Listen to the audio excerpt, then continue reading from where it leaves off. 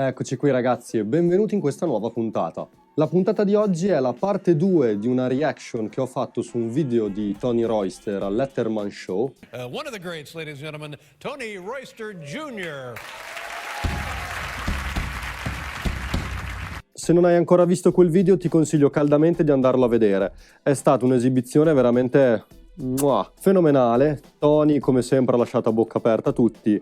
È la cosa che gli riesce meglio da quando ha probabilmente 5 anni. Batterista indescrivibile. Lui è diventato famoso per quel video in cui all'età di 10-11 anni fece un assolo che probabilmente neanche moltissimi professionisti di adesso riuscirebbero a fare. Veramente di un altro pianeta.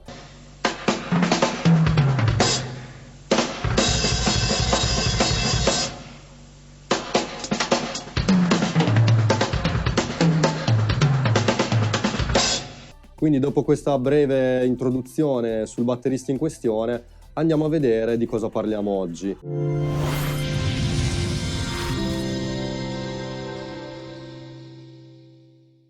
Bene ragazzi, allora oggi andiamo a vedere un feel molto esplosivo, anche perché è di Tony Royster, quindi se conoscete il batterista in questione, e sicuramente lo conoscete appunto per i suoi chop, i suoi feel, chiamiamoli così. Prima di andare a vedere il video vi chiedo di mettermi un like, iscrivervi al canale e attivare la campanella. È una cosa che a voi costa pochissimo ma a me veramente cambia tanto, sempre per queste questioni dell'algoritmo benedetto. Bene, andiamo a vedere quindi il chop in questione.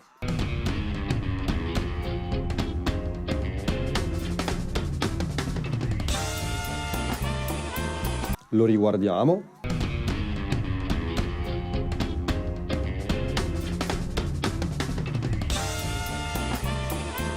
Ma sì dai, anche una terza volta non fa male.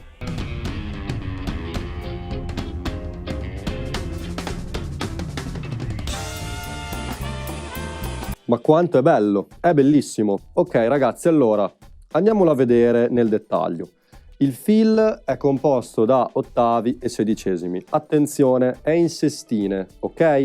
E dura 4 quarti. Ricordo sempre, le sestine sono 6 note dentro un quarto. 1, 2, 3, 1, 2, 3 all'interno di un quarto, ok? Quindi la struttura del fill sarà proprio questa qua. Dato che il fill dura 4 quarti, lo trovo molto interessante perché si può adattare in molte situazioni, lo potete proprio imparare per usarlo in altri contesti. E la figata delle sestine è che suonano molto bene in quasi tutti i tempi. Ok, andiamo a vedere la parte 1.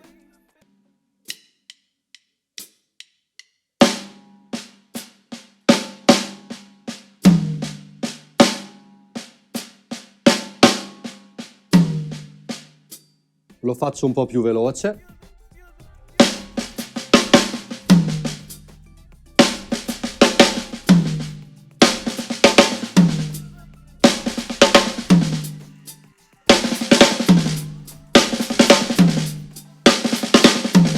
Ok ragazzi, questa era la parte 1, non è la cosa più complicata del mondo. Attenzione però perché la prima nota è un ottavo, quindi c'è subito una pausa di sedicesimi. Fatto lentamente non è difficile, però vi posso assicurare che suonandolo più veloce può creare qualche difficoltà appunto perché c'è questa pausa. Molto bene, andiamo alla parte 2.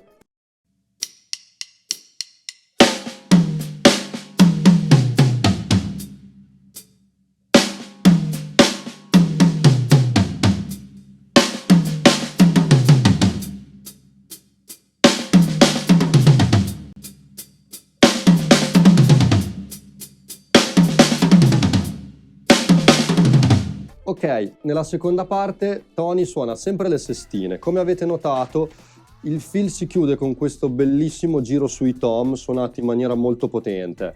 Attenzione anche qui perché ci sono delle ghost note tra gli accenti, non quando lui sta sui tom, prima quando passa a fare gli accenti tra il tom e il rullante. Vi dico questo perché quando sono andato a trascrivere il fill non mi ero accorto di queste ghost note. Mi sono accorto che c'erano quando ho iniziato a suonarlo, aumentando la velocità, che era quasi più difficile tenere questi accenti divisi piuttosto che legarli con le ghost note. Occhio alle ghost note quindi ragazzi. Immaginate un po' cosa succede adesso? Andiamo ad unire le due parti, quindi suonerà così.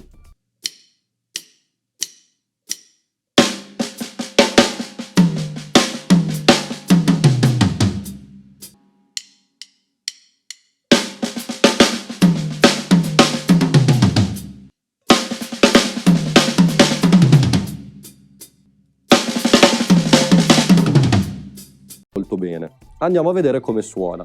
Cercherò di aumentare sempre di più la velocità per vedere fin dove arrivo. Quindi, vediamo.